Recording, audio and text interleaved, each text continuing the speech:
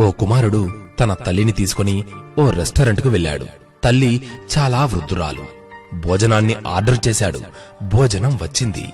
ఆ తల్లి చాలా బలహీనంగా ఉండటం వలన ఆహారాన్ని కాస్త మీద పోసుకుంటూ కింద పోసి కాస్త ఇబ్బందికరంగా తినసాగింది.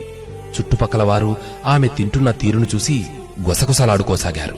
కాని ఆ కొడుకు మాత్రం ఏమాత్రం విసుక్కోకుండా ఆమె తినేదాకా కూర్చొని ఆమె తిన్న తర్వాత తనను జాగ్రత్తగా తీసుకువెళ్లి చేతులు ముఖాన్ని శుభ్రం చేసి ఆమె బట్టలపై పడి ఉన్న ఆ పదార్థాలను తుడిచి బిల్లు కట్టి తల్లిని జాగ్రత్తగా తనతో పాటు తీసుకువెళుతూ ఉండగా ఓ వ్యక్తి ఇలా అడిగాడు, బాబూ, నువ్వు ఇక్కడ ఏదో వదిలేసుకుని వెళ్తున్నావు చూడు అన్నారు.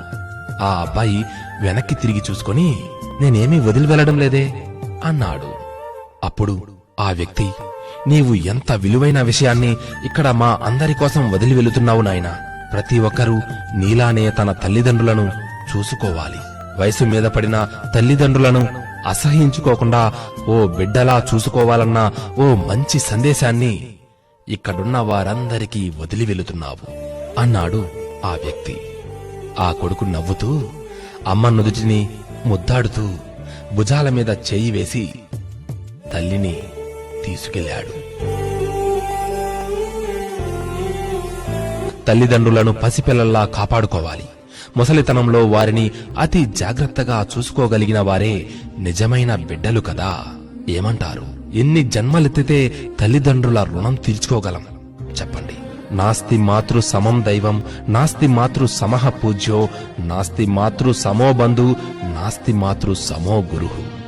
అంటే అమ్మతో సమానమైన పూజ్యులు గాని దైవం గాని లేరు. తల్లిని మించిన బంధువులు గాని గురువులు గాని లేరు. ఆకలేసినా, ఆనందం వేసినా, దిగులేసినా, దుఃఖం ముంచుకొచ్చినా ఆ సందర్భంలో పిల్లలకైనా పిల్లలను కన్న తల్లిదండ్రులకైనా గుర్తుకొచ్చేది అమ్మ. తన కడుపును మార్చుకొని పిల్లల కడుపు కోసం ఆరాటపడే అమృతమూర్తి అమ్మను కనుపాపలా కాపాడుకోవాలి. ఒక్కసారి ఆలోచించండి. మీ తోటివారితో ఈ సందేశాన్ని పంచుకోండి. బంధాలను, బాంధవ్యాలను కాపాడటంలో మీరు భాగస్వాములు కండి.